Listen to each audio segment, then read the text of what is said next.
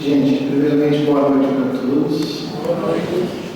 Eu me chamo Eduardo e gostaria de agradecer primeiramente a direção dessa casa pela oportunidade de estar aqui mais uma vez. E confesso que dessa vez a tarefa foi um pouco pesada.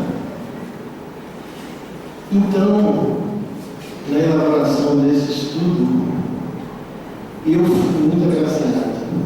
Então, eu já inicio os trabalhos da noite agradecendo imensamente os benfeitores espirituais dessa casa que intuiu a direção que pedisse que eu falasse sobre o tema da noite. Então, muito obrigado à direção, muito obrigado à espiritualidade por ter a oportunidade de estar falando nesse assunto, que parece que é uma coisa que, quando ela é dirigida para a gente, ela vem para tocar no fundo do coração da gente.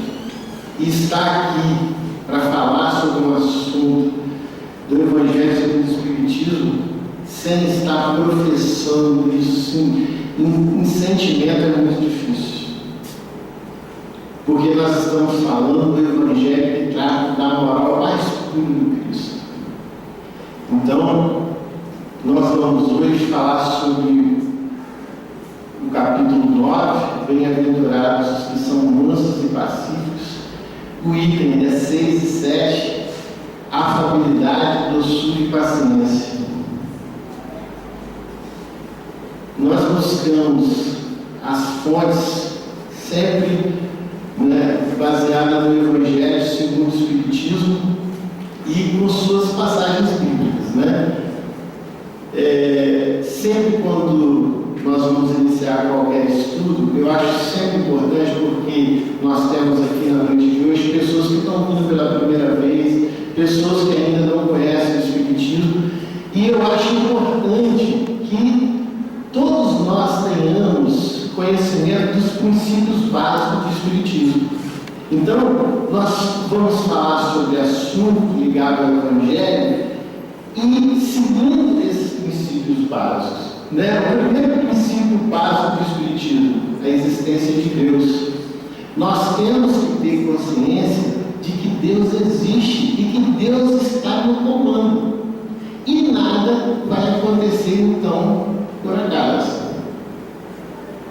Analisaram bem isso? É preciso que nós tenhamos a consciência durante o estudo de que nós não estaremos aqui falando de assuntos aleatórios sem que nós tenhamos bases na própria doutrina.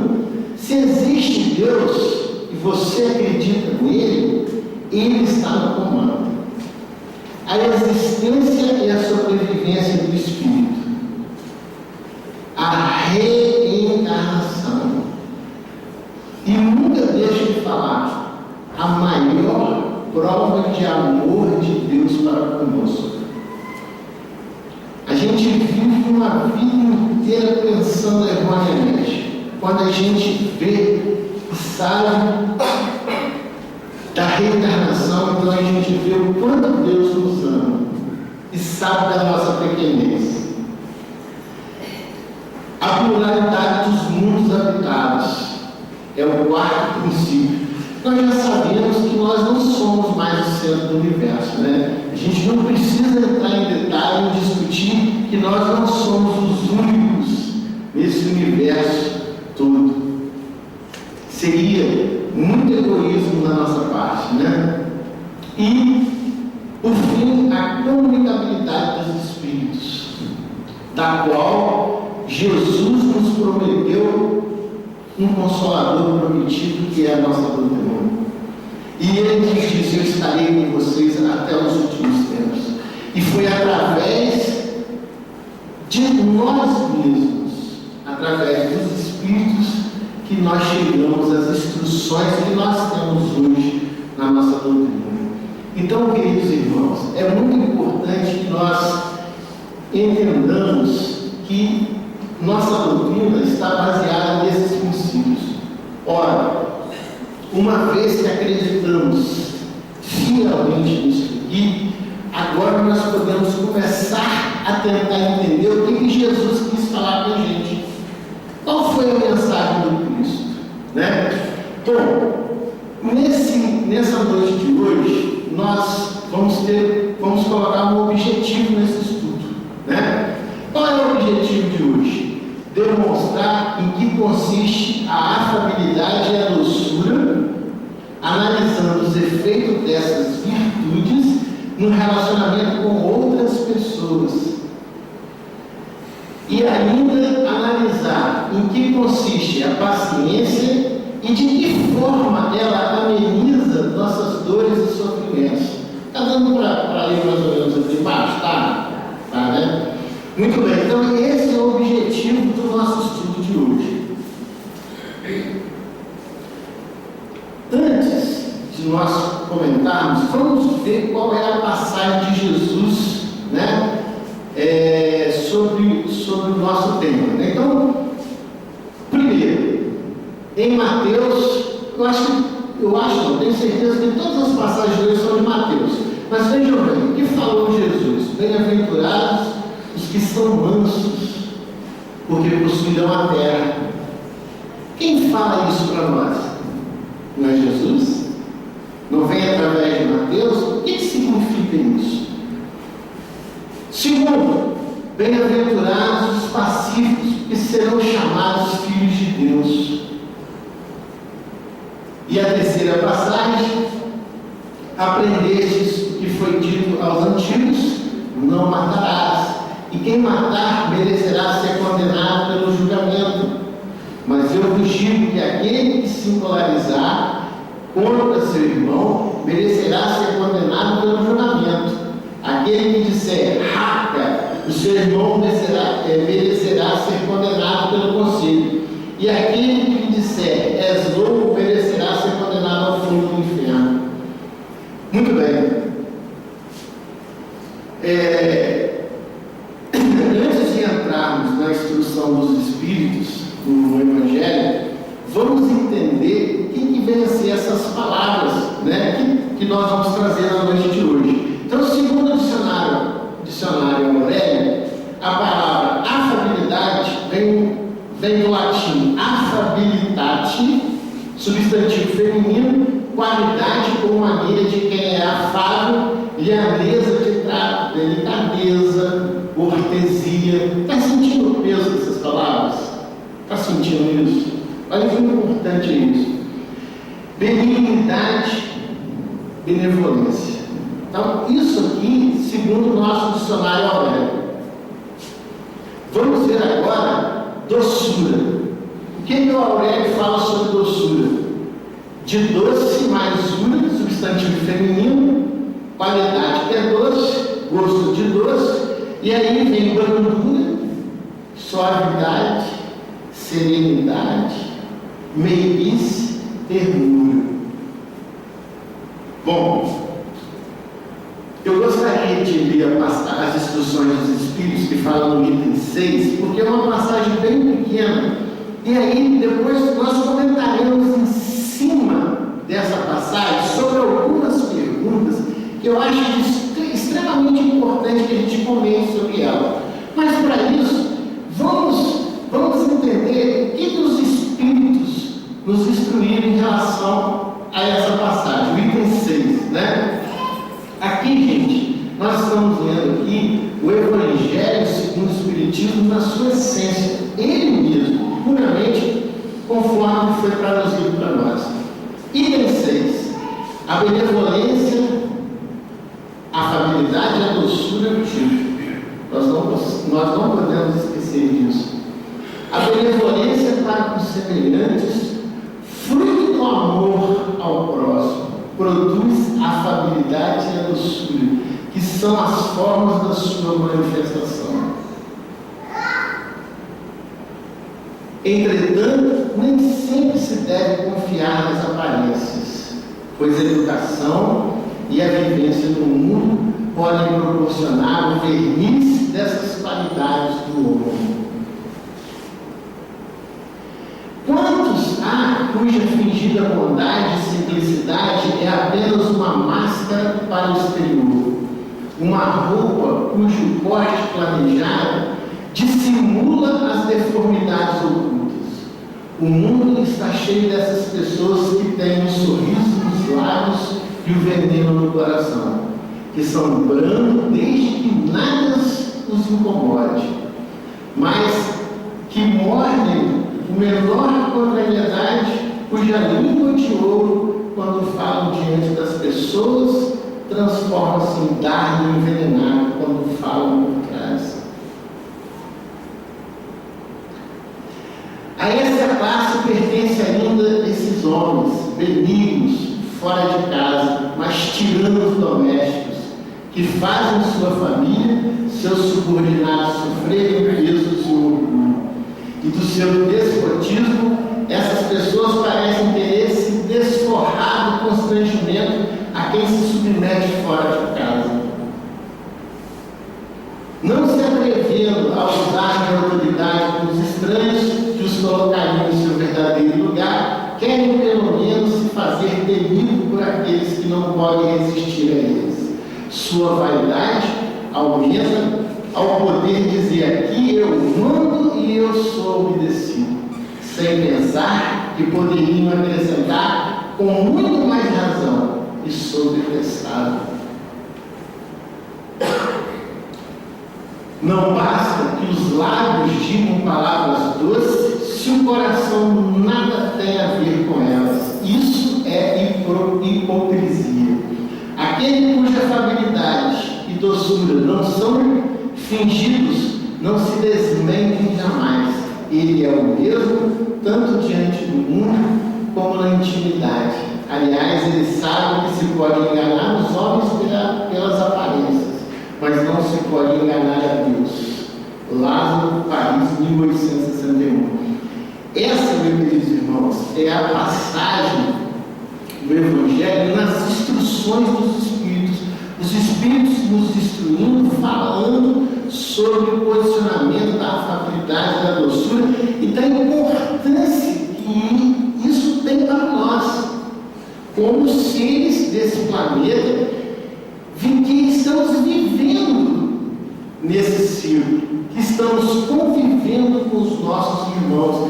Então, nós tivemos a oportunidade de conhecer a doutrina espírita, conseguimos sair de uma exposição espírita e adentrar as salas de estudos da casa, e nós sabemos que o Centro Espírita Bom Jesus oferece um estudo mais profundo para todos aqueles que quiserem se aprofundar, seja na segunda, seja no domingo. Então nós vamos perceber de que forma nós vamos utilizar o Evangelho do Cristo para a nossa vivência, para sermos seres que vamos participar da transformação do nosso planeta. Porque nós sabemos, queridos irmãos, que o nosso planeta não está ao léu, como muitos pensam, e até eu mesmo já pensei um dia e cheguei a falar, antes de conhecer a doutrina, logicamente, que o mundo estava perdido, que não tinha mais jeito. Mas quando você conhece o Espiritismo, você conhece as passagens, você vê todo aquele cabedal de informação, você vai observando que o primeiro princípio é a existência de Deus. E aí, meus queridos irmãos, eu volto a dizer, sempre falo em todas as exposições, nós temos um grande paradigma na nossa vida. Ou nós acreditamos realmente em Deus, ou nós não acreditamos em Deus. Qual será o seu posicionamento? Então, eu acredito em Deus. E se existe Deus, Ele está no comando. Se Ele está no comando, nós temos que ajudar nesse processo de transformação planetária. Porque Deus nos criou, nos fez seu filho, mas nos deu um livre-arbítrio. Ele não colocou na Terra pessoas robóticas que vão seguir aquilo de acordo. Não, Ele nos criou e nos colocou livre para sermos pessoas do bem e não afastar do mal. E aí, meus queridos amigos, falando de bem, a gente vai chegar a essas palavras e a esse ensinamento que Jesus, que o nosso guia modelo, nos trouxe. Porque estudar o Evangelho segundo o Espiritismo é professar verdadeiramente o sentimento daquilo que Jesus veio nos orientar. Deus nos colocou neste planeta? Colocou. Temos livre-arbítrio? Temos. Mas Ele deu para nós também, na condição atual, um modelo e guia. E o seu nome é Jesus. E Ele nos orienta através dos Espíritos que Ele prometeu lá, quando Ele foi crucificado. Depois de crucificado, Ele disse: eu irei, mas eu voltarei. E eu vos enviarei o Consolador prometido, o Espírito de verdade, aquele que trará a luz para vocês. E Ele disse muito mais: eu sou o caminho, a verdade e a vida. Então, queridos amigos, essas são as instruções que Jesus nos traz para nos ajudar a conviver e a viver nesse planeta. Não sei se todos aqui sabem qual é a condição planetária atual, que nós estamos vivendo o final da fase de provas e expiações. O que significa isso? Eu te digo uma coisa, que se você quiser aprender no Centro Espírita, nós temos aqui salas de aula, com muito prazer em recebê-los para orientá-los em relação a tudo e toda e qualquer dúvida que vocês quiserem tirar. Mas a condição hoje do nosso planeta é essa que eu acabei de falar. É o final do ciclo de provas e expiações. Estamos começando a regenerar, a fazer parte do processo de regeneração do nosso planeta. Então, nas instruções dos Espíritos, nós fazemos perguntas. Nós temos que perguntar para que a gente possa saber como que nós vamos praticar a nossa doutrina na essência que Jesus quis colocar.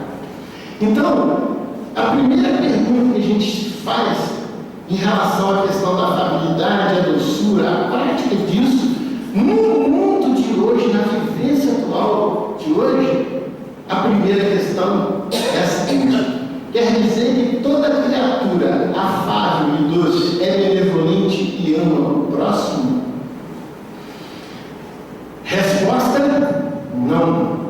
Muitas vezes essas atitudes não passam de aparência que, cedo ou tarde, são desmascaradas pelo verdadeiro caráter do indivíduo que vem à tona.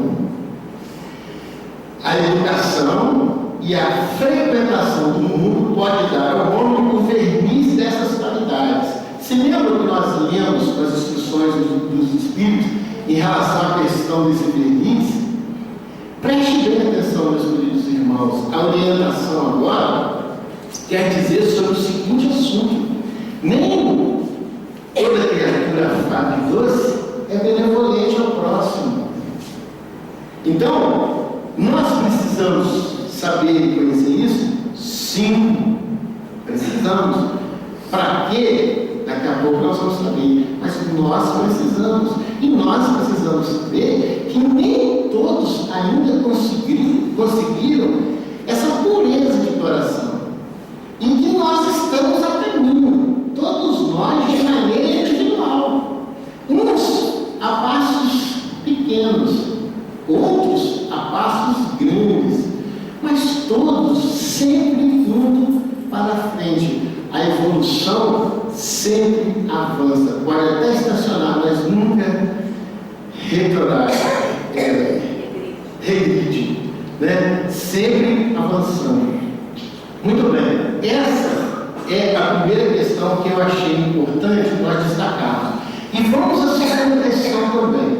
Quer dizer que as palavras também não valem, Não é bem assim. As palavras têm seu valor desde que ditas de coração e acompanhadas de gestos que as justifiquem, principalmente de atitude de auxílio ao próximo.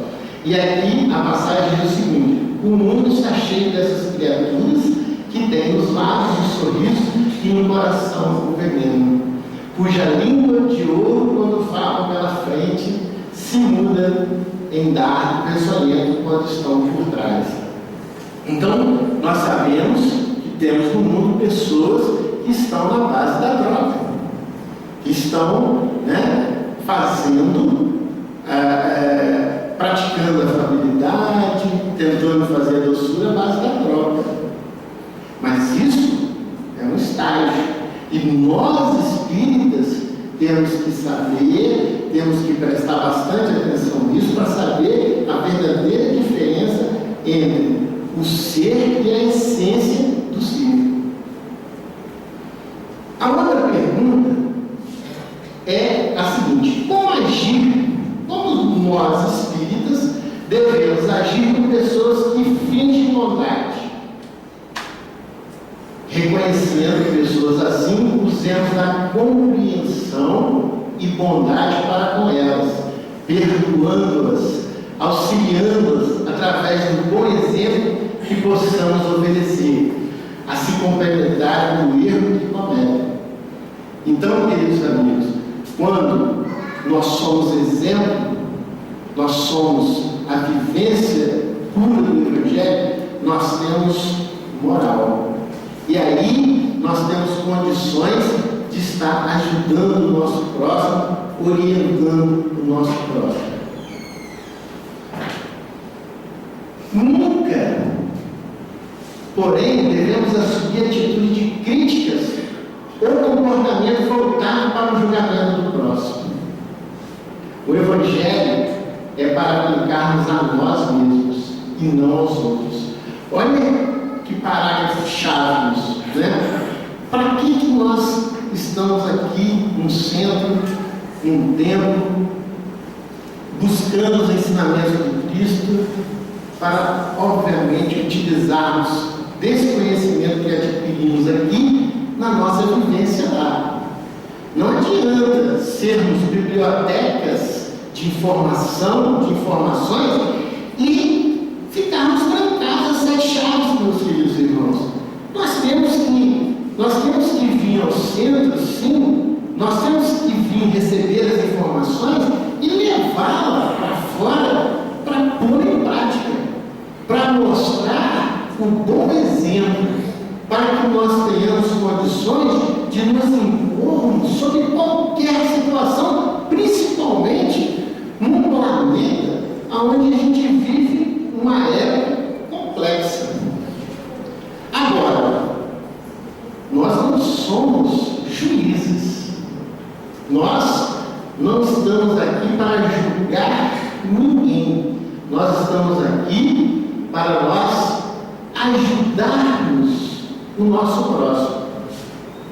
Ajudarmos com orientação, ajudarmos com os nossos exemplos, né? No momento que você se procede e um vizinho seu já te olha a sua conduta, ele já fala: nossa, é diferente, a conduta é diferente. E aquilo não é um ensinamento somente, aquilo ali é a prática da vivência, aquilo é o exemplo. Então não tem como uma pessoa, ou seu vizinho, ou quem seja, questionar. Meus queridos irmãos, mais uma perguntinha para a gente: como conhecer as pessoas nas quais a afabilidade e a doçura não são fingidas? Olha que interessante, né? Reconhecemos essas pessoas observando-lhes atitudes na sociedade e na intimidade. A pessoa em que essas virtudes são verdadeiras nunca se desmente. Aqui é a orientação, né? Esse, ademais, sabe que se pelas aparências se consegue enganar os homens, a Deus ninguém engana.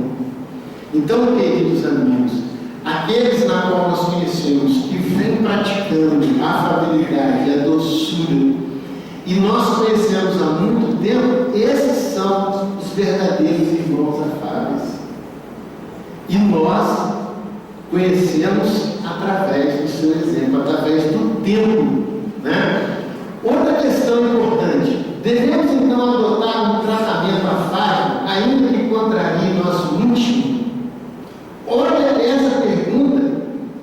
Como foi difícil para mim, eu como um ser em evolução, e aí veio uma questão que eu achei extremamente importante, que é uma questão de contrariar nosso íntimo, que é o ser individual.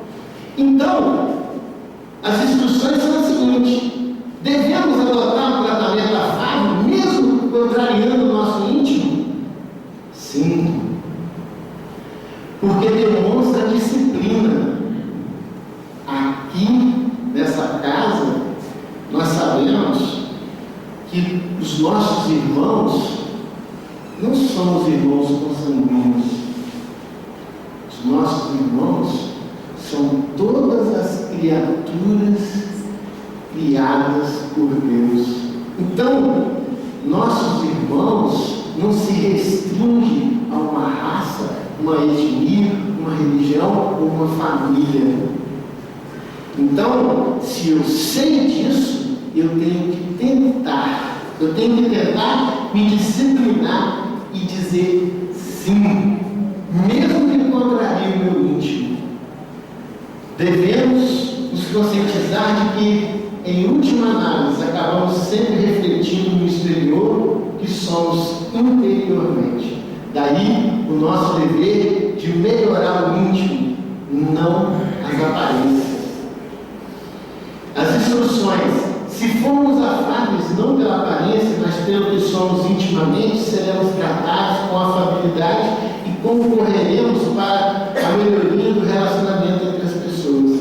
Então, neste caso, eu estou fazendo parte da transformação do planeta, porque eu estou sendo diferente. Porque se nós analisarmos friamente o que os nossos irmãos muitas vezes fazem por nós mesmos, se a gente não tiver conhecimento da doutrina espírita, vai acontecer como está acontecendo em muitos lugares, vai virar um guerreiro. Porque alguém tem que começar essa mudança. E esse alguém somos nós, os espíritas. Porque nós conhecemos a verdade. E essa verdade, ela tem que ser usada para nos libertar. E para nos libertar desse tipo de coisa, desse orgulho e desse egoísmo. Vamos agora, a partir de agora, lutar contra o meu íntimo para me ser afável e doce com o meu irmão. Porque eu sou bom? Não. Porque Deus quer que eu seja assim. Porque esse é o caminho para a minha evolução individual. Meus queridos irmãos, às vezes você pode pensar, falar é fácil, Eduardo. Mas fazer é difícil. Mas então, nós vamos lutar por que reino? Nós vamos lutar por esse reino ou pelo reino de Jesus? O que Jesus disse quando ele veio aqui, que ele passou por aqui? O meu mundo, o meu reino não é deste mundo. Então, a primeira coisa que nós temos que saber é que nós não estamos lutando por uma transformação planetária para que a gente fique aqui. É para que a gente consiga modificar e evoluir coletivamente, que é uma das nossas finalidades. Porque não adianta eu evoluir individualmente, eu não vou conseguir. Eu preciso fazer parte de uma evolução coletiva. E por isso, queridos irmãos, é que nós temos que ser doces.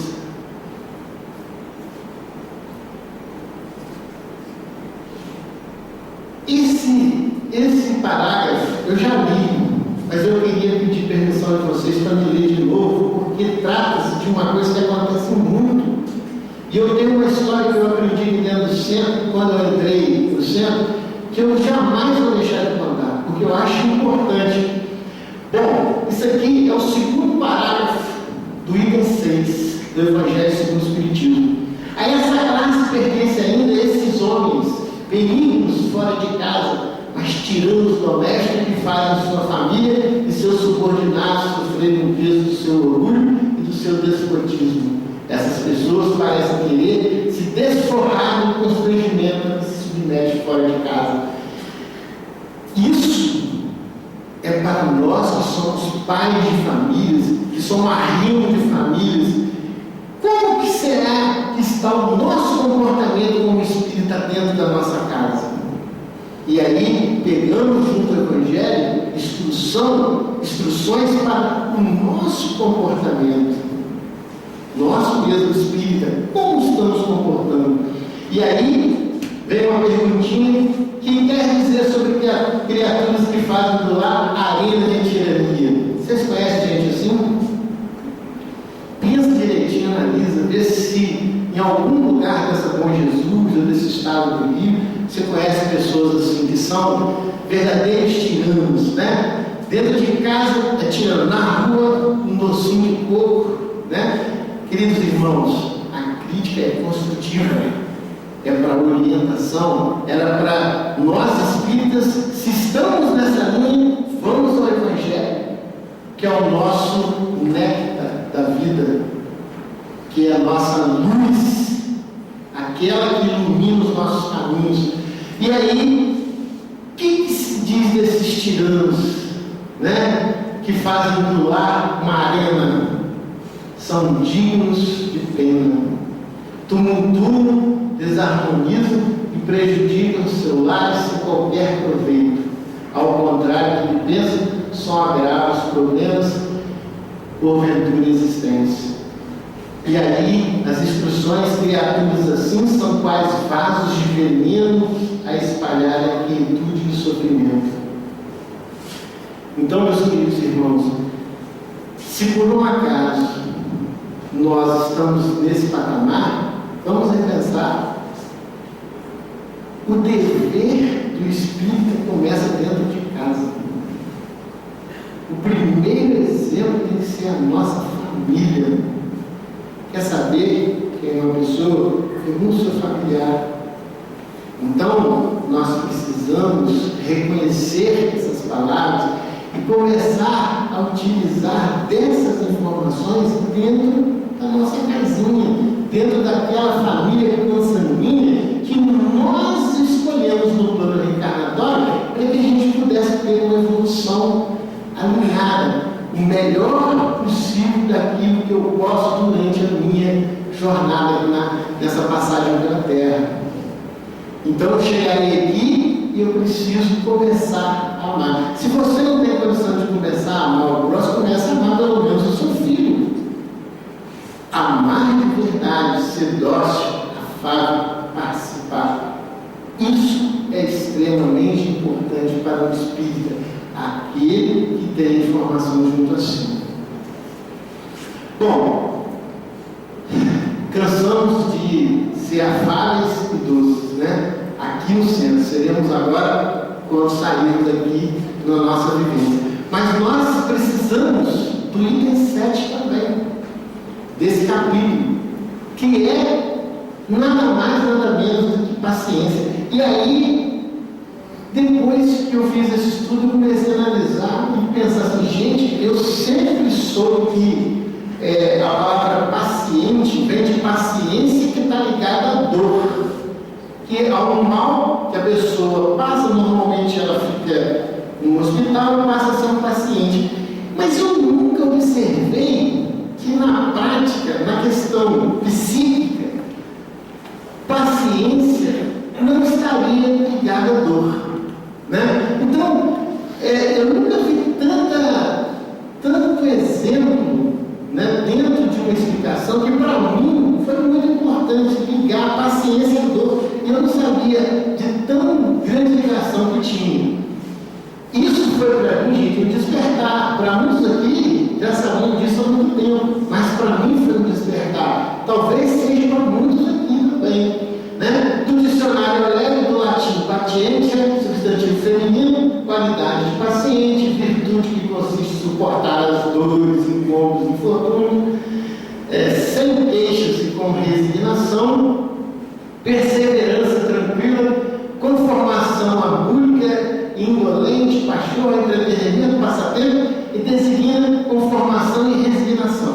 Nós temos também aqui, no dicionário de filosofia de trabalhando o que fala sobre paciência. Virtude que consiste em saber esperar e suportar com tranquilidade, perseverança, resignação, sem queixa ou reclamações, o desfecho de uma situação, os resultados de uma ação, um incômodo, um infortúnio, dores e sofrimentos. A paciência é uma virtude das pessoas sábias, compreensivas e conscientes, pois sabem tratar de qualquer assunto ou questão sem tomar atitudes intempestivas. Isso aqui no dicionário de filosofia espírita de Palermo. Muito bem. Passagem do Evangelho, item 7. Pequenininho também. Vamos fazer uma pequena leitura para a gente fazer uma reflexão em cima. Item 7. A paciência. A dor é uma bênção que Deus envia a seus eleitos. Presta bem atenção nisso, gente. Será que nós, espíritas, estamos prestando atenção nessa primeira frase aqui? Portanto, não vos aflinjais quando sofreres, ao contrário, bendizei a Deus Todo-Poderoso que vos marcou pela dor que é aqui neste mundo para a glória do céu. Sede pacientes, a paciência também é uma caridade, e deveis praticar a lei da caridade ensinada pelo Cristo, enviada por Deus. A caridade, que consiste na esmola dada aos pobres, é mais fácil de todas. Existe, porém, uma muito mais penosa e bem mais meritória. É a de perdoar aqueles que Deus colocou no nosso caminho, para serem os instrumentos do nosso sofrimento e submeterem à prova da nossa paciência. A vida é difícil, eu sei. Ela se compõe de mil insignificâncias, que são como picadas de alfinetes que acabam nos ferindo. É preciso, no entanto, olhar os deveres que nos são impostos e, por outro lado, as compensações e consolações que recebemos. Então, constataremos que as bênçãos são muito mais numerosas do que as dores. Isso aqui é o Evangelho, queridos irmãos. O fardo que carregamos parece menos pesado quando olhamos para o alto do que quando curvamos a cabeça para a terra. Isso os Espíritos vêm nos instruir. Finalizando o item 7. Coragem, amigos. O Cristo é vosso modelo. Ele sofreu mais do que qualquer um de vós, e nada fez que pudesse ser reprovado, enquanto que tendes de espiar o vosso passado e vos fortificar para o futuro. Portanto, sede pacientes, sede cristão. Essa palavra resume tudo. Um espírito amigo, rápido, de 1862. Então, queridos amigos, essa é a instrução dos Espíritos no item 7 do Evangelho, do capítulo 9, falando sobre a paciência. E aí, formulamos, depois desta conclusão, algumas questões. Mas o que podemos concluir sobre a paciência, depois de ler um texto desse? Uma virtude que nos faz olhar para o alto e nos coloca acima de nossos problemas, permitindo-nos visualizar a solução sem atropelos. No Cristo temos um modelo e o maior exemplo de paciência. Vem as questões que a gente coloca sobre o assunto paciência. Aí começa a primeira pergunta. Por que a dor é uma bênção?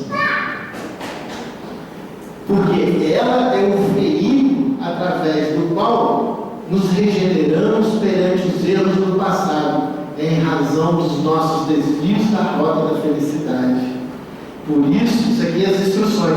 Por isso, diante do sofrimento, ao invés de nos afligirmos, é mais lícito bendizer a Deus pela oportunidade de resgate que nos concede. Ligamos essa passagem, nós espíritas, e nós podemos fazer isso, meus irmãos, a reencarnação.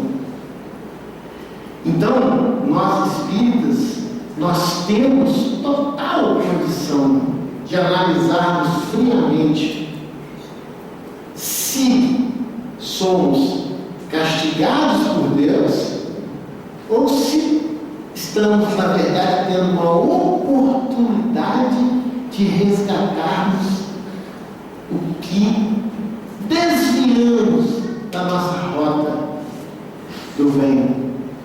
Então, meus amigos, quando nós tivermos que passar por uma dor, a partir de hoje, vamos analisar a dor como um veículo e não castigo. Isso parece que não, a gente está todo dia, a gente estuda o Evangelho, já lê o Evangelho 2, 3 vezes, o livro do Espírito 2, 3 vezes, mas sentimento é agora, é o momento que você está falando aquilo que você aprende para os outros. Então você tem que ser e viver o que você fala. E nós que estamos ouvindo isso, já somos conhecedores da verdade. E aí, muito será dado e muito será cobrado. Por isso, meus amigos, a dor para nós a partir de hoje não é mais castigo, é veículo. Instruções dos Espíritos, meus amigos. Ninguém está falando aqui fora das instruções dos Espíritos. Por que a vida é tão dolorosa na Terra? E isso é interessante, né? Porque nós temos pessoas aqui que não acompanham, né, todo o processo das fases planetárias, não sabem muito bem. Então, essa pergunta caiu muito bem, porque nós a tornamos assim em razão do nosso procedimento. Competimos agora restituir a condição do reino de paz e felicidade. Ser feliz é ser bom, e ninguém impede alguém de ser. Instrução: o Evangelho é lição de amor para com todas as criaturas, no entanto, insistimos em querer aplicá-los aos outros. Aí está o erro. Meus amigos, se a Terra está na condição que está, a culpa é nossa. É de cada um de nós, não é do outro.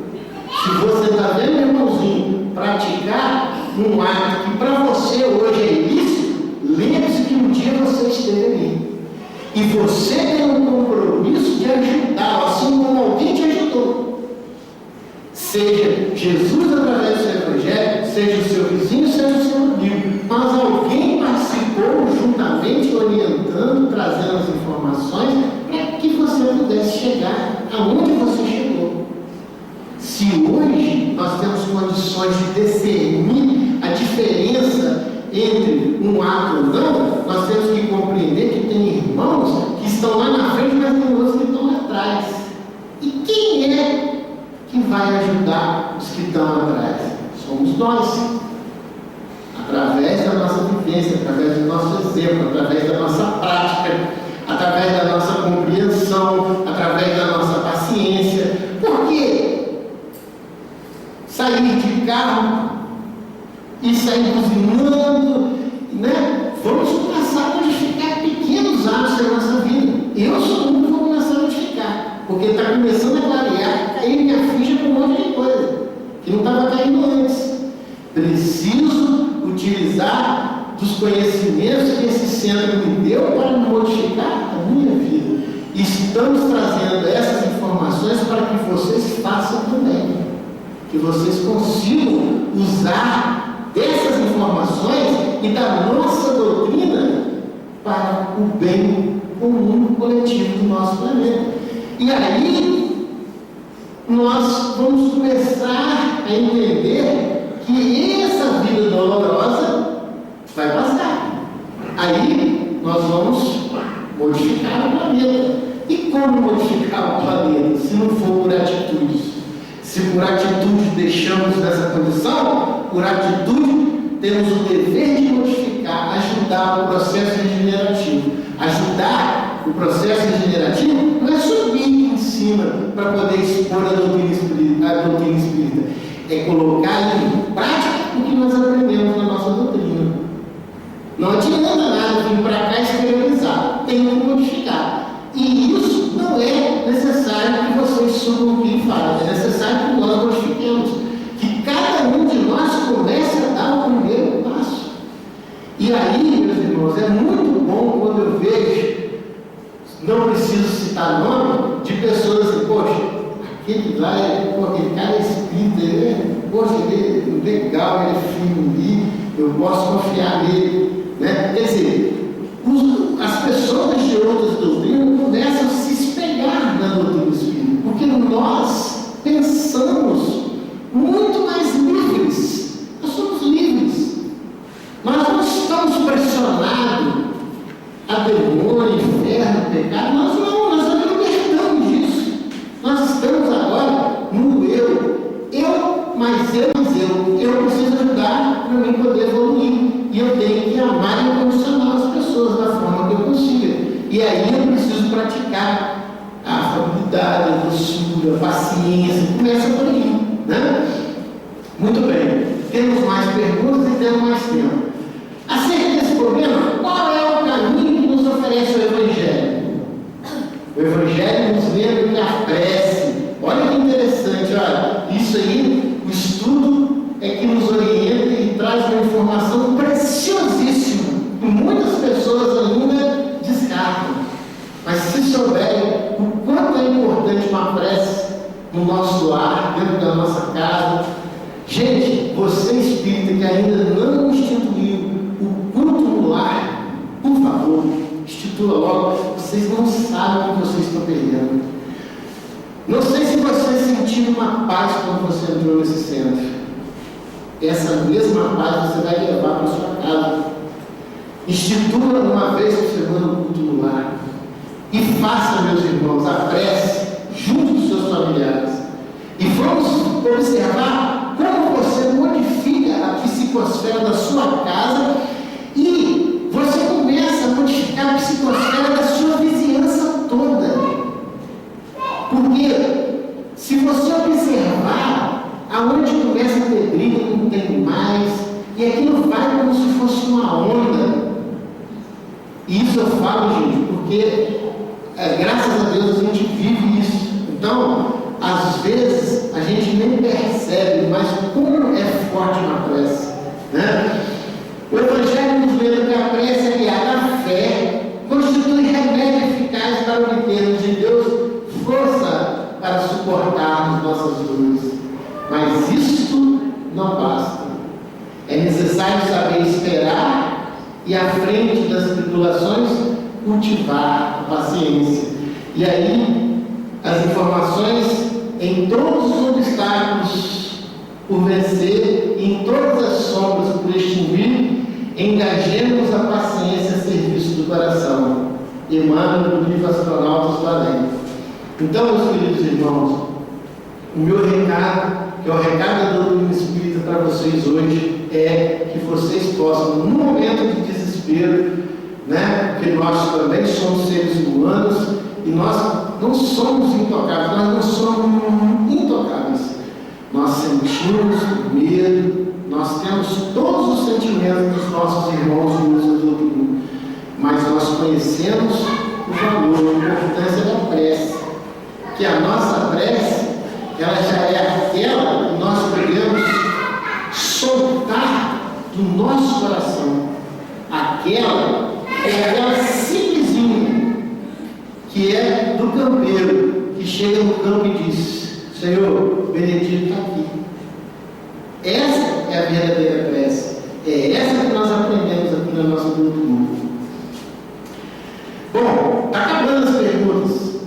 Para mim foi muito bom esse estudo, né? Espero que seja para vocês. Por que a paciência é uma caridade? Porque lá na frente nós falamos, né? Nós falamos dos espíritos disponíveis.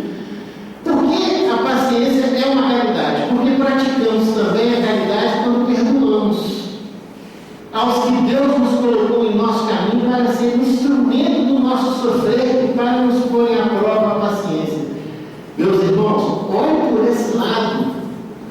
Como que as coisas acontecem na nossa vida? Porque muitas vezes nós pensamos que a coisa está acontecendo de frente para trás, a coisa está acontecendo de trás para frente. Nós somos espíritas, nós carregamos vida pretérita, nós temos consciência disso. A coisa não está acontecendo só de lá para cá, está acontecendo de lá para cá também. Então, quando nós ouvimos aos que Deus nos colocou em nosso caminho para ser instrumento do nosso sofrer, não foi porque Deus nos castigou, foi porque precisamos expiar